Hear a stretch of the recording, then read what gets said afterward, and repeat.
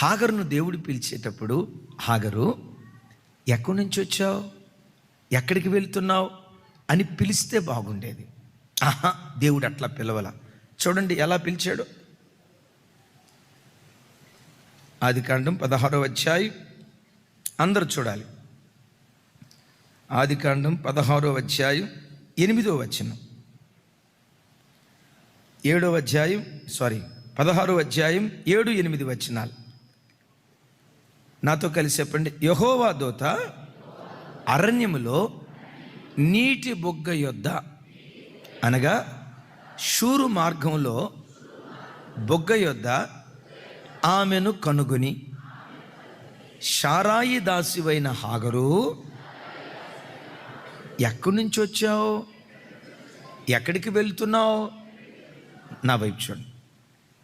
అక్కడెక్కడో షూరు మార్గంలో ఉన్న హాగరును కనుగొన్నాడు. దైవజనమ, హాగరును తేరి చూస్తున్నాడు. అక్కడెక్కడో చెట్టెక్కిన పొట్టి జక్కయ్యను దేవుడు తేరి చూచాడు. అక్కడెక్కడో అంజూరపు చెట్టు కింద ఉన్న నతానియేలును దేవుడు తేరి చూచాడు. ఓ మాట చెప్పంటావా? షూరు అరణ్యంలో హాగరును కనుగొన్న దేవుడు ఈ మధ్యాహ్నం మందిరంలో వాక్యం వింటున్న నీ వైపు కూడా దేవుడు తేరి చూస్తున్నాడు. నిన్ను కూడా దేవుడు కనుగొన్నాడు. ఆయన నేత్రాలు, తమ్ముడా నమ్ము, ఆయన నేత్రాలు నీ వైపే చూస్తూ ఉన్నాయి. నీ వైపు. నేను ఇక్కడంట, అసలు హాగరుకు దేవునికి ఏమైనా సంబంధం ఉందా? సంబంధం లేని వ్యక్తినే దేవుడు చూసినప్పుడు నీకు నీ దేవునికి చాలా సంబంధం ఉంది. ఆ సంబంధం ఉండటాన్ని బట్టే వాతావరణం సరిగ్గా లేకపోయినా దేవుని సన్నిధిని ప్రేమించి నువ్వు దేవుని దగ్గరికి వచ్చావు. సంబంధం లేని హాగరునే చూసినప్పుడు, చెల్లి నీ వైపు దేవుడు ఎందుకు చూడడురా? నీ వైపు ఎందుకు దేవుడు చూడడు? నిన్నెవ్వరూ పట్టించుకోలేదేమో, కన్న తల్లిదండ్రులు కూడా నిన్ను వదిలేశారేమో. వాళ్ళందరూ వదిలేసిన నీ దేవుడు నీ వైపు తేరి చూస్తున్నాడు. మందిరంలో నిన్ను కనుగొన్నాడు. నీవే స్థలంలో కూర్చున్నావో, ఏ వరుసలో కూర్చున్నావో, ముందు కూర్చున్నావో, వెనక కూర్చున్నావో, నువ్వు కూర్చున్న స్థలం కూడా దేవునికి తెలుసు. కూర్చున్న స్థలం తెలుసు, నీ పేరు తెలుసు, నీ స్థితిగతులు కూడా దేవునికి తెలుసు. ఎందుకో తెలుసా? ఆయన చూచుచున్న దేవుడు. చెప్పండి, ఏ దేవుడు? ఆ చూచున్న దేవుడు విచిత్రం. ఆ మాట ఎప్పుడూ చదువుకుంటా ఉన్నాడు. ఏమని సంబోధిస్తున్నాడు? హాగరు అని అనకుండా, దాసివైన హాగరు అని అనకుండా, శారాయి దాసివైన హాగరు అంటున్నాడు. విన్నారా? ఎందుకు ఈ మాట అన్నాడో తెలుసా? తన డిజిగ్నేషన్, తన పూర్వపు స్థితి దేవుడు ఇక్కడ జ్ఞాపకం చేస్తున్నాడు. హాగరమ్మ తన పూర్వపు స్థితి మర్చిపోయింది. ఎప్పుడైతే తాను గర్భవతి అయిందో, తనకు భిక్ష పెట్టిన యజమానురాల్ని, తనకు ఆశ్రయం ఇచ్చిన యజమానురాల్ని, ఆ యజమానుడి దగ్గర పంపించిన ఆ యజమానురాల్ని, తనకు ఎంత ఉపకారం చేసిన ఆ యజమానురాల్ని ఎలా చూడటం ప్రారంభించిందట? చెప్పాలి. హాగరు, నీ పూర్వపు స్థితి నువ్వు మర్చిపోయావు, జాగ్రత్త. నీ పూర్వపు స్థితి నువ్వు మర్చిపోయావు, జాగ్రత్త. నీవెవరివో నీకు తెలుసా? నీ పూర్వపు స్థితి ఏంటో నీకు తెలుసా? ఒకప్పుడు నువ్వు దాసివి, దాస్య గృహంలో నుంచి నువ్వు లేవనెత్తబడిన దానివి. మరిచిపోకు. శారాయి తల్లికి నువ్వు దాసివి, ఆ సంగతి మరిచిపోకు అని దేవుడు జ్ఞాపకం చేయటానికి శారాయి దాసివైన హాగరు అంటున్నాడు. తమ్ముళ్ళారా, చెల్లెళ్ళారా, నాతో సహా మన జీవితంలో మనం ఎప్పుడు ఏ బండ నుంచి దేవుడు మనలను చెక్కాడో, ఏ గుంట నుండి దేవుడు మనలను త్రవ్వాడో, మన పూర్వపు స్థితి ఎప్పుడు మనం మర్చిపోకుండా ఉందముగాక. దేవా, ఈరోజు మొద్దన్నం కడుపు నిండా తినొచ్చయ్యా, 10 మందికి సహాయం చేయగలిగే స్థితిలో నేను ఉండొచ్చయ్యా. కానీ ఒకప్పుడు నా బ్రతికి అది కాదయ్యా. రెక్కాడినా డొక్కాడని పేద పరిస్థితి అయ్యా. ఎవరు మొత్తం అన్నం పెడతారా, ఎవరు సహాయం చేస్తారా అని మనుషుల వైపు చేయి చాచినటువంటి పరిస్థితి అయ్యా. ఒకప్పుడు నా పరిస్థితి ఇదని మనలో ప్రతి బిడ్డ ఏ స్థితిలో నుంచి దేవుడు లేవనెత్తాడో ఆ స్థితిని ఎప్పుడు మనం మరిచిపోకుందుముగాక. అది గుర్తుకు చేయటానికి దేవుడు ఇక్కడ ఏమంటాడు? శారాయి దాసువైన ఒక మాట చెప్తా. దైవజనమా, బంగారం లేకపోతే వెండి, ఇది నాణ్యమైనదా కాదా ఎప్పుడు తెలుస్తుందంటే మోసలో వేసినప్పుడే దానిలో నుంచి బయటకు వచ్చిన మస్టును బట్టి అది ఒరిజినల్లా డూప్లికేట్ మనకు తెలుస్తుంది. వెండి యొక్క నాణ్యత మోసలో వేసినప్పుడు, బంగారం యొక్క నాణ్యత అగ్నిలో వేసినప్పుడు, ఒక మనిషి యొక్క వ్యక్తిత్వం ఎప్పుడు బయటపడిద్దో తెలుసా? ఒకడు ఆశీర్వదించబడిన తర్వాతే అసలు వ్యక్తి బయటకు వస్తాడు. బైబిల్లో కీర్తనల గ్రంథం చూడండి, ఆ మాట తప్పకుండా టిక్ చేసుకోండి. 27వ అధ్యాయం 21వ వచనం.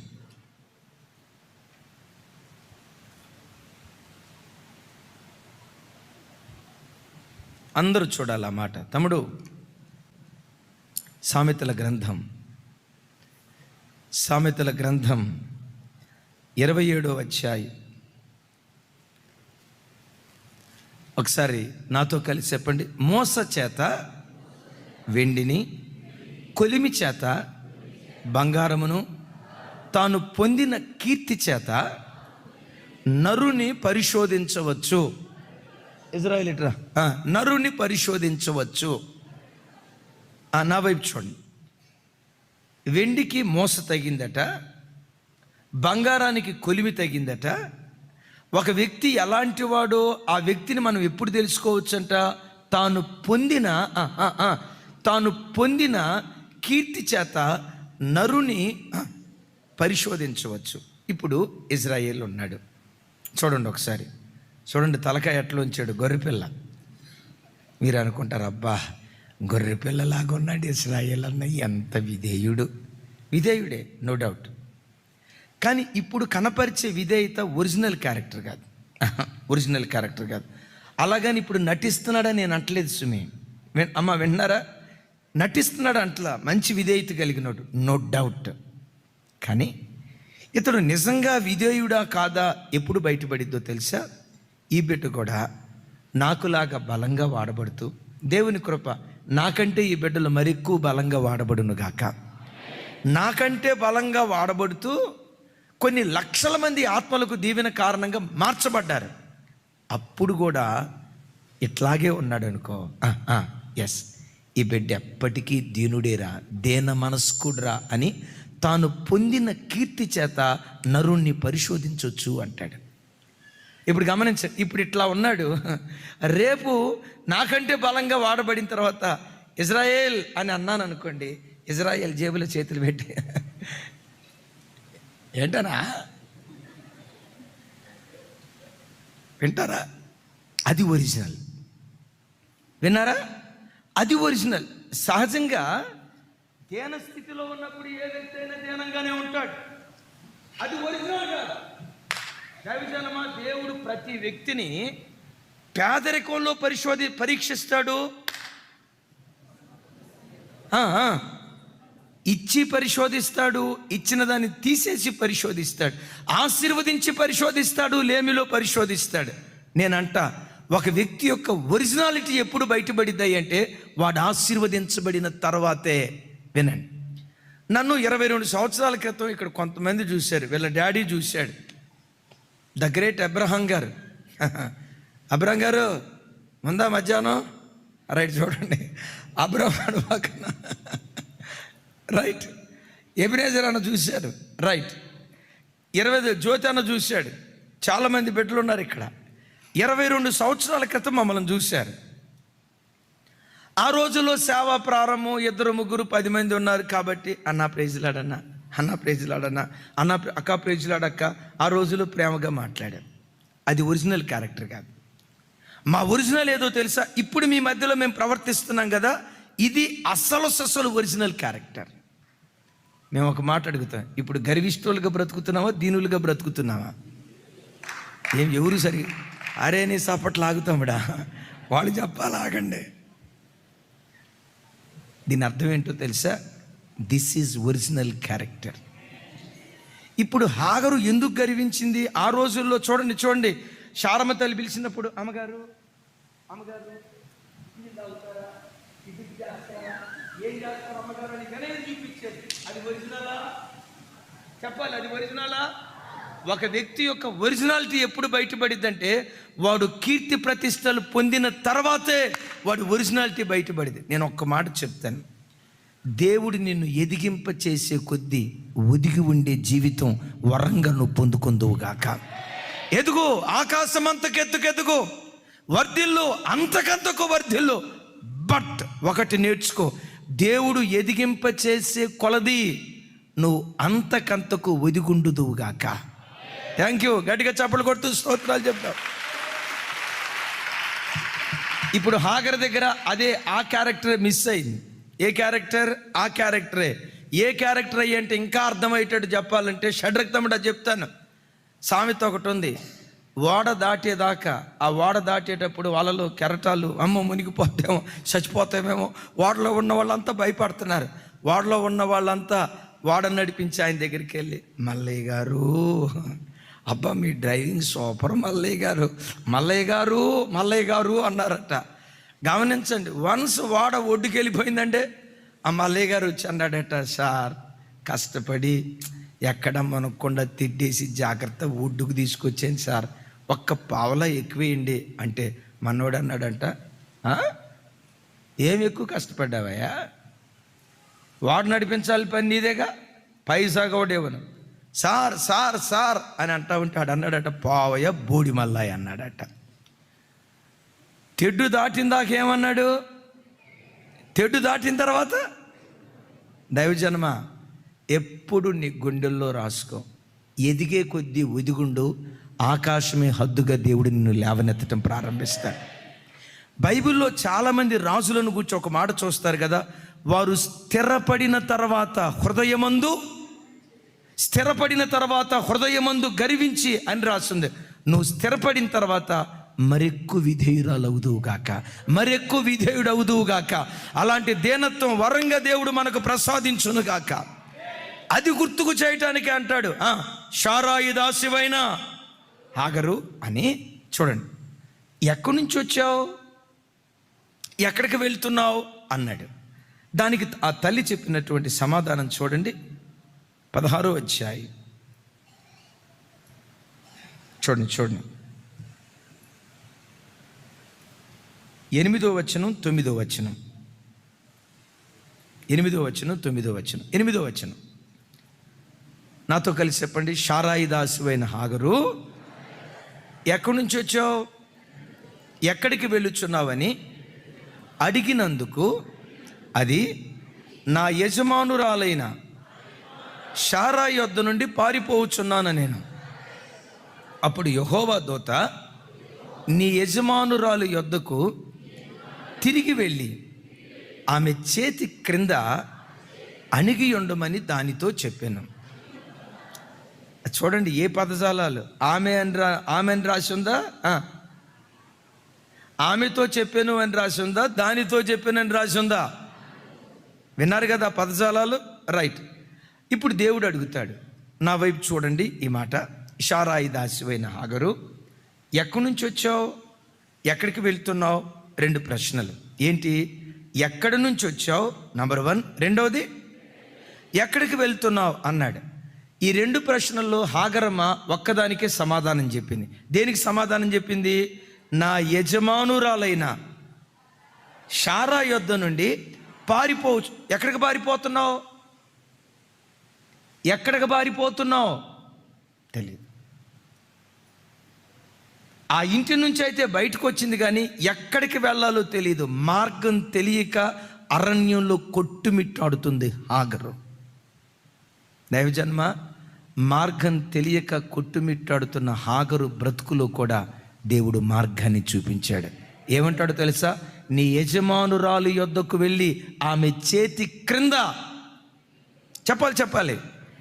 ఈరోజు వాక్యం వింటున్న దైవజన్మ, ఈ షూరు అరణ్యంలో రావటం అయితే షారా ఇంటి నుంచి వచ్చింది, కానీ ఎటు వెళ్ళాలో అర్థం కావట్లా. ఓ రకంగా చెప్పాలంటే చౌరస్తా దగ్గర నిలవబడింది. ఇట ఇట అట ఇట. ఎటెళ్ళినా నాకెవరున్నారు? ఎప్పుడో ఐగుప్తు దేశాన్ని విడిచిపెట్టి వచ్చే కదా, అసలు నా వాళ్ళు బ్రతుకున్నారో చనిపోయారో తెలియదు.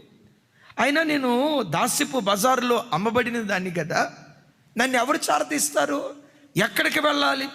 పంతాన్ని బట్టి అలిగైతే వచ్చింది, కానీ ఎక్కడికి వెళ్ళాలో అర్థం కాక చౌరస్తా దగ్గర నిలవబడి ఉంది, జంక్షన్ దగ్గర నిలవబడి ఉంది. అటు వెళ్ళాలా ఇటు వెళ్ళాలా, ఎటు వెళ్ళినా ఎవరు నన్ను చూస్తారని. దైవజనమా, ఎటు వెళ్ళాలో తెలియని హాగరుకు, మార్గం తెలియని హాగరుకు చూచుచున్న దేవుడు మార్గాన్ని చూపించాడు. అంటాడు, నీ యజమానురాలి ఇంటికి వెళ్ళి ఆమె చేతి క్రింద అణిగుండు అన్నాడు. తమ్ముడా, చెల్లి, నా వైపు చూడు. నీ బ్రతుకులో కూడా జంక్షన్ దగ్గర నిలవబడ్డావేమో. జీవితంలో ఏ స్టెప్ తీసుకోవాలి, ఎవరి యొద్దకు వెళ్ళాలి, ఎవరు నాకు ఆశ్రయం ఇస్తారు, ఎవరు నన్ను చారదీస్తారు, ఎవరు నాకు చేయూతనిస్తారు, ఎవరు చేయి చాపి నన్ను పట్టుకొని లేపుతారు, ఎవరి యొద్దకు వెళ్ళాలి, ఎవరి యొద్దకు వెళ్ళాలో తెలియక ఒక జంక్షన్ దగ్గర నిలవబడ్డావేమో. నా వయసు 30 సంవత్సరాలు వచ్చింది. ఏ ఉద్యోగంలో స్థిరపడలా, ఏ వ్యాపారంలో స్థిరపడలా.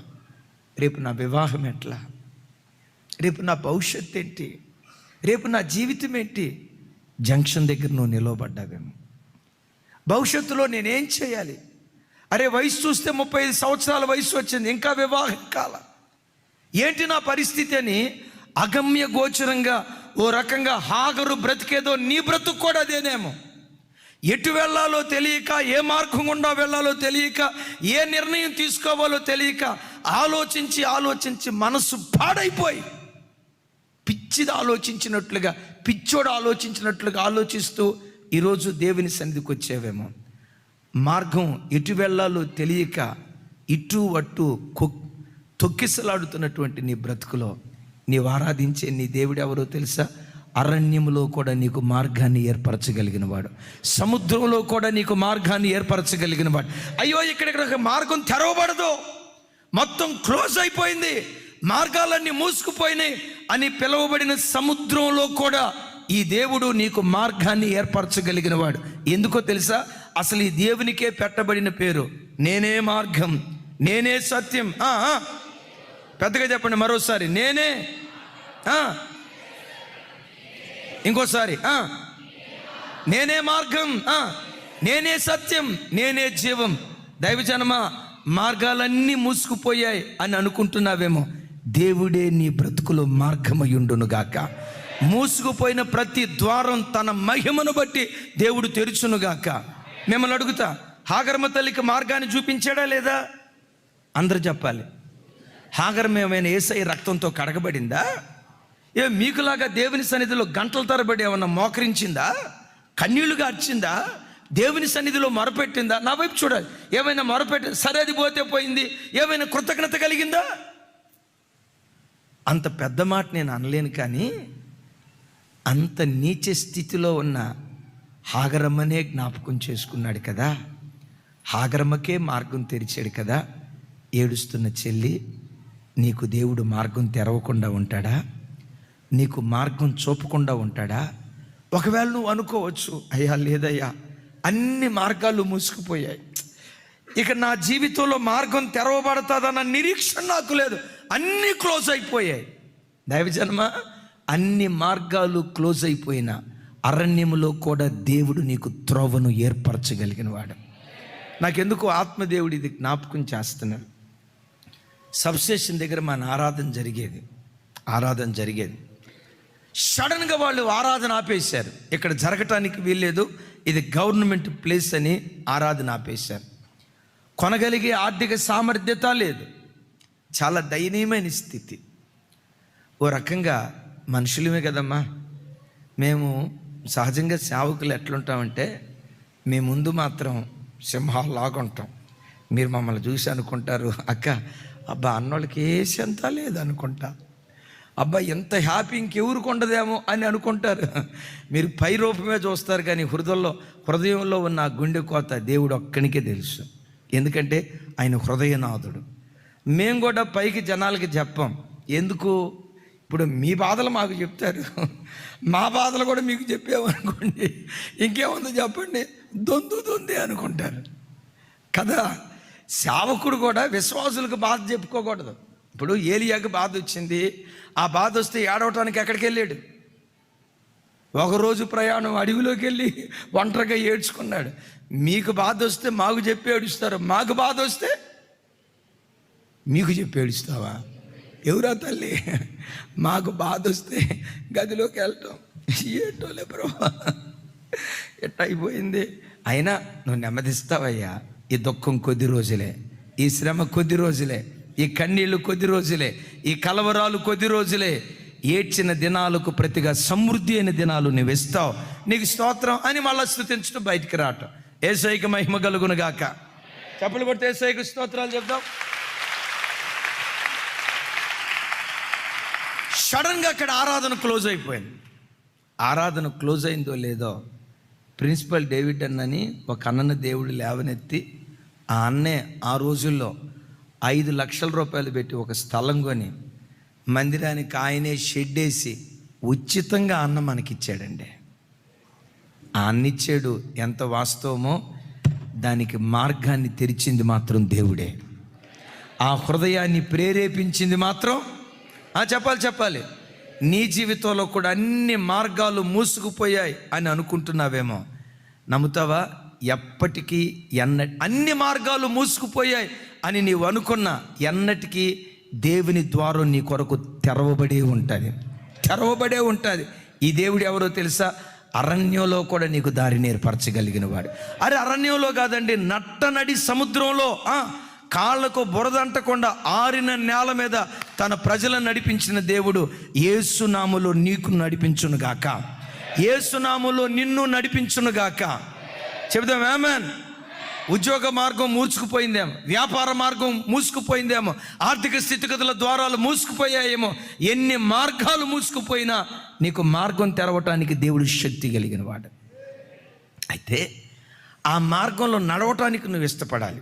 ఇక్కడ బాగా వినాలి ఈ మాట. ఇంతవరకు ఆమె చెప్పారు, ఈసారి చెప్పేదానికి ఆమె చెప్పరు మీరు. అయితే ఆయన నడిపించిన మార్గంలో నడవటానికి ఇష్టపడాలా.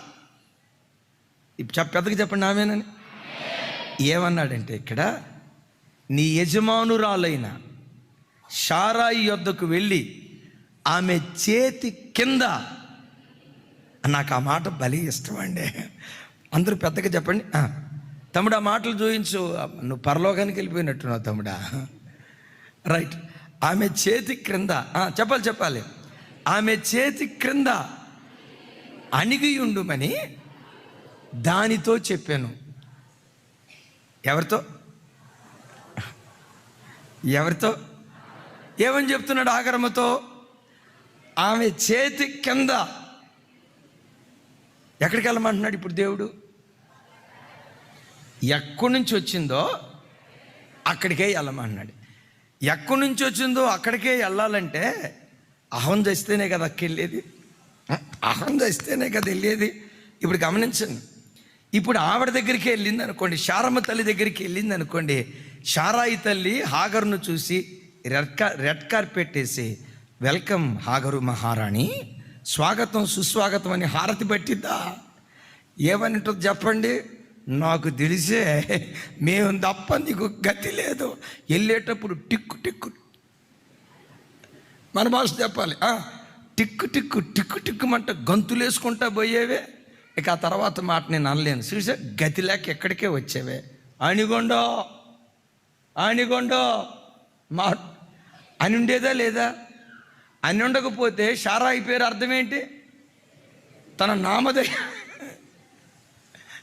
చెప్పాలి, తన నామధేయాన్ని సార్థకత చేసుకోవాలి కదా. అద్భుతం టార్చర్ పెట్టిద్దని ముందే దేవుడు చెప్తున్నాడు. దేవుడు అంటాడు ఆమె చేతి క్రింద.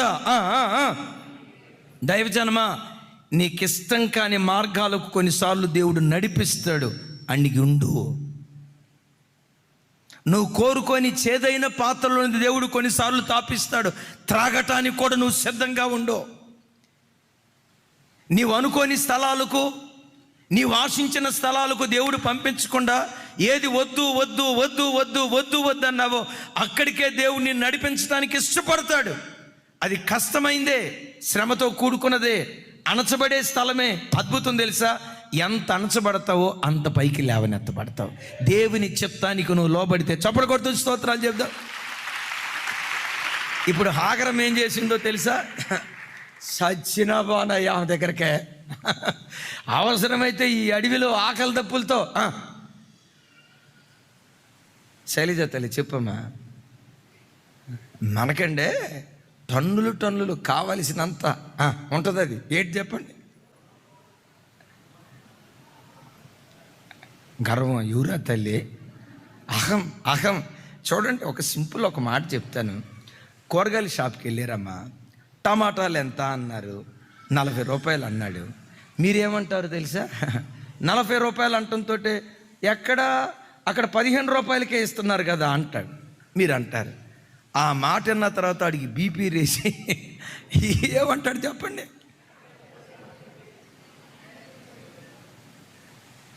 ఏమంటాడు చెప్పండి? అంత పెద్ద మాట అంటాడా? నీది టమాటాలుగా ఉన్న ముఖమేనా అంటాడా? ఏమో అనొచ్చు. ఎంత టమాటాలు రేట్ అంత ఎక్కువ ఉన్నప్పుడు నువ్వు 15 రూపాయలు అడిగితే అది బీపీ పెరిగి ఉండొచ్చు. అసలు నీ ముఖం టమాటాలు కొన్న ముఖమేనా అని అన్నాడే అనుకోండి. అయితే అక్కడే పోయి తీసుకోమ్మా, ఆడాడు 15 రూపాయలు అన్నావు కదా, ఆడికెళ్ళి తీసుకో అంటాడు. నీది ముఖం టమాటాలు కొన్న ముఖమేనా అంటాడు. ఆ మాట అన్న తర్వాత మీరు ఊరుకుంటారా? మాటలు చక్కగా రాని. టమాటాలు కొన్న ముఖం అంతలో అంటే టమాటాలే చూడకుండా ఇన్ని సంవత్సరాలు, 30 సంవత్సరాల వయసు వచ్చిందా నాకు, 40 సంవత్సరాల వయసు వచ్చిందా, మాటలు చక్కగా రానే అని అన్నారు. వాదోపవాదం జరిగింది. ఆ తర్వాత టమాటా బండి దగ్గరికి వెళ్ళారు. అన్నయ్య టమాటాలు ఎంత అన్నయ్య అన్నారు. ఆయన నేను చూసి, నా బంగారు చెల్లి, నీకు కాబట్టి తక్కువ రేటు 60 రూపాయలకు అమ్ముతాను అన్నాడు. ఏం చేస్తారు చెప్పండి? అందరూ చూడాలి. తమ్ముడు డేవిడ్ చెప్పాలి, ఏం చేస్తారు చెప్పండి? తమ్ముడు ఖమ్మం కరుణ వైరా ఏం చేస్తారు చెప్పండి? ఈవిడ 60 రూపాయలు అన్నాడు. ఆడు చెప్పటమే 40 రూపాయలు. బేరం ఆడితే 35కు దిగేవాడు. బేరం ఆడితే 35 దిగేవాడు. ఈడు 60 అన్నాడు. ఏం చేస్తారు ఇప్పుడు? 40 అంటారా? ఎవరా తల్లి? అనలేరు. సార్ 50కి ఇయ్యండి అంటారు. 55కు పైసా కూడా తగ్గదు. నా సిల్లివి కాబట్టి నీకు ఆ రేటు. ఏం చేస్తారంటే అహానికి పోయి వీడి దగ్గర 55 రూపాయల కన్నా కొంటారు. కానీ ఆ 40 రూపాయలు అన్నాడే, పోయి ఏదో కట్ట ఏమైద్దిలే అని చెప్పి పోయి కొనుక్కుందాం అని వెళ్తారు. ఆ వ్యక్తి దగ్గరికి వెళ్తారు, మొదటి దగ్గరికి. పొరపాటుని వెళ్ళరు. ఎందుకో తెలుసా? మన ఒంటి మీద శంశ కండన్న లేకపోయినా టన్నులు అహం మాత్రం కిలోలు ఉంటుందండి. అహం మాత్రం నేను వెళ్తే నా పరువు పోదు. అది ఎక్కడుందమ్మా? పోవటానికి ఎక్కడుంది? నీకు నువ్వు అనుకోవటం తప్పితే మనం అనే మాట నా పరువు పోదా ఎక్కడుంది? అది దాని పేరు, దాని ఊరు చెప్పండి. మనం అనే మాట నా పరువు పోదా. ఇప్పుడు చూడండి, ఆ కూరగాయల షాప్కి వెళ్ళటానికి మనకు అహం అడ్డు వస్తుంది కదా. అక్కడ దాకా ఎందుకు? భార్యాభర్తలు ఉన్నారు, అలిగిపోతారు. అలిగిపోయిన తర్వాత మీరు ఏమనుకుంటారు తెలుసా? మామూలుగా మాట్లాడుకున్నారు తల్లి. 2 రోజులు అయిన తర్వాత నేను వెళ్తే బాగుండు, అనవసరంగా వచ్చా, పిల్లలు ఎట్లున్నారో, ఆయన ఎట్లున్నాడో అని వెళ్తే బాగుండు అని అనుకుంటారు. లోపటేమనుకుంటారో తెలుసా? ఆయన ఫోన్ చేస్తేనే వెళ్తా.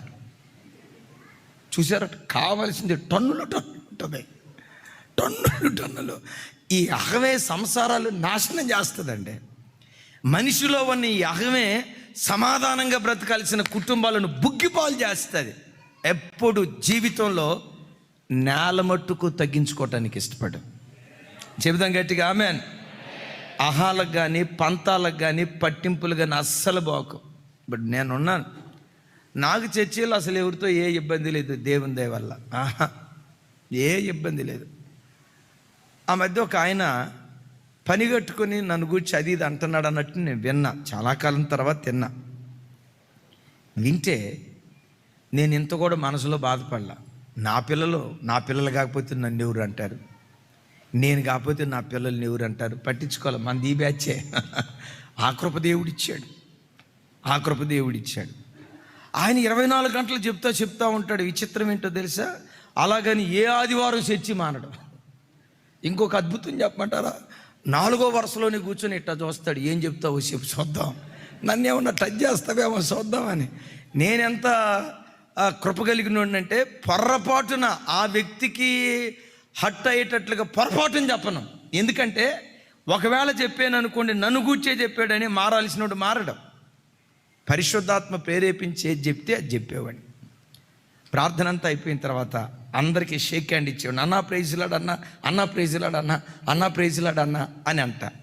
ఆయన దగ్గరికి వెళ్ళేసరికి ప్రైజ్లాడు కాదండి, గుండెల మీద పెట్టుకొని అన్నా ప్రైజ్లాడు అన్నా అంటూ ఉండేవాడిని. కొంతమంది చూసి చూడు గుండెల్లో పెట్టుకునే మాకేమో షేక్ హ్యాండ్ ఇచ్చాడు అన్న, గుండెల మీద గుచ్చేవాడికేమో గుండెల మీద అతుకున్నాడు. ఈ పాస్తర్లు ఇంతే అని కొంతమంది తెలియక అనుకుంటారు. దైవజనమ, మంచోడైనా చెడ్డోడైనా సేవకుడు తండ్రి లాంటి మనసు కలిగినోడిగా ఉండాలిగా. ఏమి చెప్పట్లా అంటే మీకు మరి పినతండ్రి మనసు ఉండాలా, సవి తండ్రి మనసు ఉండాలా? మనందరికీ తండ్రి లాంటి మనసు ఉండాలి. బోధకులు అనేక మంది ఉన్న తండ్రులు లేరు అంటాడు. సేవకుడు కానీ సేవకురాలు కానీ విశ్వాసులు కానీ తండ్రి లాంటి ఆ స్థాయికి మనం ఎదిగేటువంటి వారిగా ఉండాలి. చప్పుడు కొడుతూ దేవునికి స్తోత్రాలు చెప్దాం గట్టిగా హల్లెలూయా. ఆ తమ్ముడు అట్లా అత్తుకునేవాడిని. ఈ మధ్య ఇందాకే సెకండ్ సర్వీస్కి వచ్చినట్టున్నాడు, కోకోకోలలో పనిచేస్తాడు. ఆ తమ్ముడు ఆదివారం ప్రార్థనకు వచ్చినప్పుడల్లా నా దగ్గరకు వచ్చి ఎట్లా అంటాడు, ఏం తమ్ముడా అంటాను, భుజం మీద పెట్టమని కొట్టన్నా అంటాడు. ఇదేమి సరదా తమ్ముడు అంటే, అన్న మీరు ప్రార్థన చేసినప్పుడు ఇట్లా కొడతారు కదా, మీరు కొట్టిన ఆదివారం అంతా మంచి ఆరోగ్యం ఉంటుందన్న నాకు. ఏమినేదన్నా ఇందాక చూసారా అన్న కొట్టన్నా అన్నాడు. అరే ఏం కొట్టమంటే, అన్న మీరు కొడితే నాకు ఆరోగ్యం అన్నా అన్నాడు. ప్రతి ఆదివారం వస్తాడు. రైట్, యేసయ్యకి మహిమ కలుగును గాక. ఇప్పుడు అణిగొండాలంటే అహం చావాలి, నేల మట్టుకు తగ్గించుకోవాలి. శారమ తల్లి ఎన్నో సూటిపోటి మాటలు. దైవజనమ, ఉద్యోగ స్థలంలో సూటిపోటి మాటలు మాట్లాడేవాళ్ళు ఉంటారు. ఈ ఉద్యోగం కానీ ఆ ఉద్యోగం, ఆడకెళ్ళిన తర్వాత కూడా సూటిపోటి మాటలు మాట్లాడేవాళ్ళు ఉంటారు. అది కాదని ఇంకో చోట లోతులాగా గుడారాలు మార్చొద్దు. ప్రభా, ఎన్ని ఆటుపోట్లున్నా భరించే శక్తి నాకు దయచే, సహించే శక్తి నాకు దయచే, ఓర్చుకునే శక్తి నాకు దయచే. ఓపికతో నువ్వు అణిగుండు. చెప్పమంటారా, ఎక్కడ అణచబడ్డావో అక్కడే లేవనెత్తటం దేవుడు ప్రారంభిస్తాడు. చప్పుడు కొడితే యేసయ్యకు స్తోత్రాలు చెప్దాం. అందుకనే బైబిల్లో రాయబడిన మాట, తగిన కాలమందు దేవుడు మిమ్మును హెచ్చించున్నట్లుగా బలిష్టమైన ఆయన చేతి క్రింద దేన మనస్కులై, నాతో కలిసి చెప్పండి, తగిన కాలమందు దేవుడు మిమ్మును హెచ్చించున్నట్లుగా ఆయన చేతి క్రింద దేన మనస్కులై అణిగి ఉండండి. ఎట్లుండాలట? అణిగుండు. ఆయన చెయ్యి బలిష్టమైన చెయ్యి. ఆ చెయ్యి ఏం చేస్తో తెలుసా? తప్పకుండా ఏదో ఒక రోజు నిన్ను హెచ్చిస్తుంది, ఏదో ఒక రోజు నీ తల పైకెత్తుతుంది. నిన్ను హెచ్చించే ఒక కాలాన్ని దేవుడు నిర్ణయించాడు. నమ్ము ఈ మాట. ఈ పరిచర్యను లేవనెత్తే ఒక కాలాన్ని దేవుడు నిర్ణయించాడు. నీ కన్నీళ్లు తొడవబడే ఒక కాలాన్ని దేవుడు నిర్ణయించాడు. జీవితంలో ఒక ఘనమైన స్థితిలో నిన్ను నిలవబెట్టే ఒక కాలాన్ని దేవుడు నిర్ణయించాడు. ఆ సమయం వరకు ఓపికతో కనిపెట్టు. ఆయన కార్యము చేయగా ఎవ్వడు త్రిప్పలేడు. ఆయన పని చేయటం ప్రారంభిస్తే ప్రపంచమంతా ఏకమై అడ్డుకున్న ఆయన తెరిచిన తలుపులను ఎవ్వడు మొయ్యలేడు. చప్పుడు కొడుతూ స్తోత్రాలు చెప్దాం. అణిగుండు. వినండి, అణిగుండు. భర్త ఉన్మాది అయ్యాడా? పర్వాలేదురా తల్లి, అణిగుండు. ఉద్యోగ స్థలంలో నీ బాస్ టార్చర్ పెడుతున్నాడా? పర్వాలేదు, అణిగుండు. నీ పని స్థలంలో యజమానులు టార్చర్ పెడుతున్నారా? పర్వాలేదు, అణిగుండు. ఎక్కడ అణచబడ్డావో, ఎక్కడ దాసిగా బ్రతికేవో, ఎక్కడ దాసుడిగా బ్రతికేవో నమ్ము, అక్కడే రాగల కాలంలో యజమానుడిగా దేవుడు నిన్ను నిలవబెడతాడు. ఎందుకో తెలుసా? తృణీకరించబడిన చోటే మూలకు తలరాళ్ళుగా మనలను మార్చే శక్తివంతుడగు దేవుడు ఆయన. చప్పలు కొడుతూ స్తోత్రాలు చెప్దాం.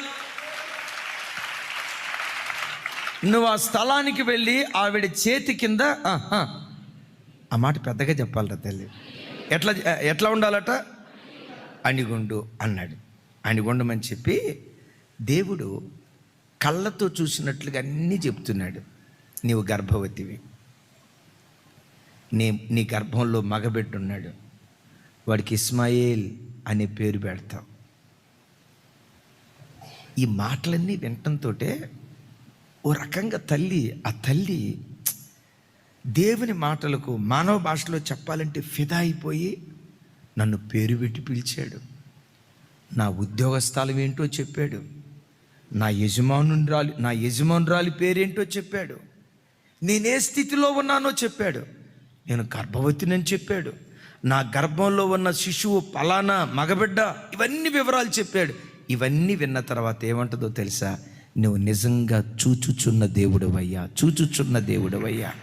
అక్కడంటది బేర్లహాయి రోయి, నన్ను చూచుచున్న సజీవుని బావి, నన్ను చూచుచున్న దేవుని నేను చూసా అని పేరు పెడితే ఆ తల్లితో అంటాడు, నా మాట విని వెళ్తావా? వెళ్తానయ్యా. నా మాట నువ్వు వెళ్తే, చూడండి దేవుడు అక్కడ ఒక వాగ్దాన సందేశం ఇస్తాడు. 10వ వచనం, అందరూ చూడాలి ఆ మాట. 10వ వచనం, ఆదికాండం 16వ అధ్యాయం. ఎంత చక్కటి మాట.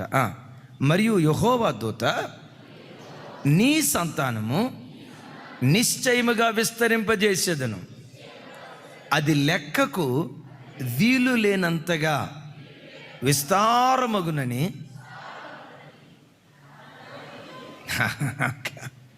ప్రతి వచనం కాడ దానితో అది అబ్బా నేనంట. అలాంటి హీన దాసి మీదే దేవుడు లక్ష్యం ఉంచాడు. నీ మీద ఎందుకు దేవుడు లక్ష్యం ఉంచాడు? అలాంటి హీన దాసి పిల్లల మీదే దేవుడు మనసు పెట్టాడు. నేనంట ఆయన ప్రశస్తమైన రక్తంతో కడగబడిన నీ కడుపును పుట్టిన నీ పిల్లల మీద దేవుడు ఎందుకు లక్ష్యం ఉంచడు? నిశ్చయంగా దేవుడు లక్ష్యం ఉంచును గాక. ఏమంటాడు దేవుడు అక్కడ నాతో కలిసి? మరియు యెహోవా దూత, నీ సంతానము నిశ్చయముగా విస్తరింపజేసేదను, అది లెక్కింప వీలు లేనంతగా విస్తార జనమగునని.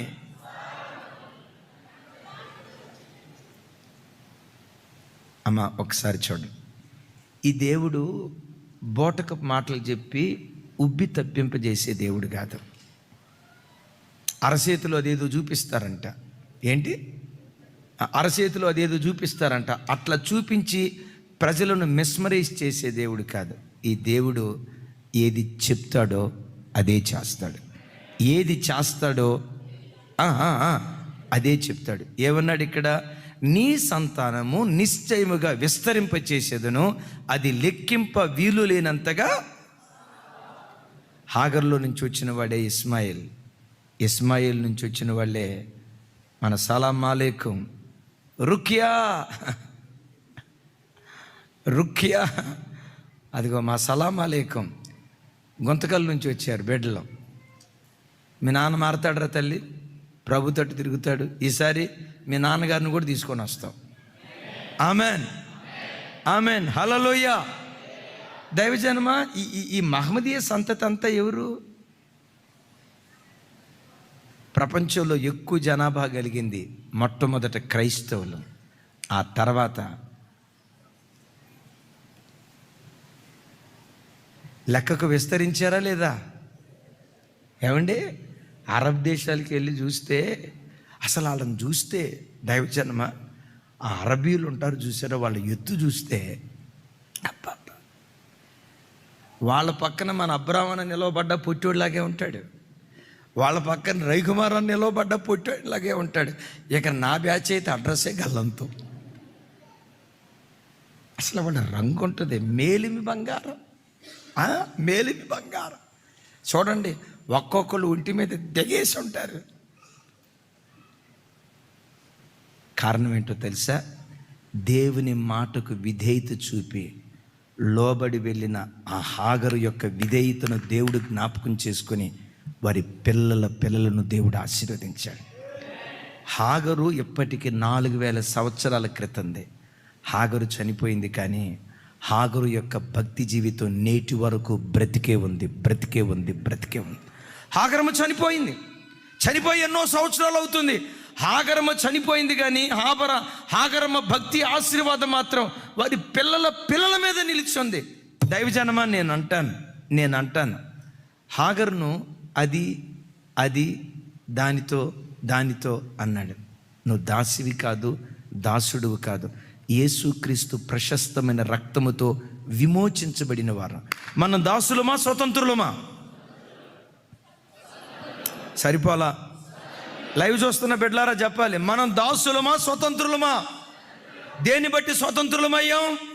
యేసుక్రీస్తు ప్రశస్తమైన రక్తంతో, వెండితో కాదు, బంగారముతో కాదు, ఎడ్ల రక్తముతో, మేకల రక్తంతో కాదు, వాటన్నిటికంటే ప్రశస్తమైన యేసుక్రీస్తు రక్తముతో మనమందరం స్వతంత్రులుగా మార్చబడ్డాం. నేనంట, దాసికే అంత ఆధిక్యత ఇస్తే, దాసి సంతానానికే అంత ఆధిక్యత ఇస్తే, స్వతంత్రులకు దేవుడు ఇంకెంత ఆధిక్యత ఇస్తాడు. యేసు నామం పేరిట నీవు విస్తరించుదువుగాక, నీ సంతతి విస్తరించునుగాక, లెక్కకు ఇసుక రేణువుల కంటే విస్తారంగా నీ సంతతిని దేవుడు వర్ధిల్ల చేయునుగాక.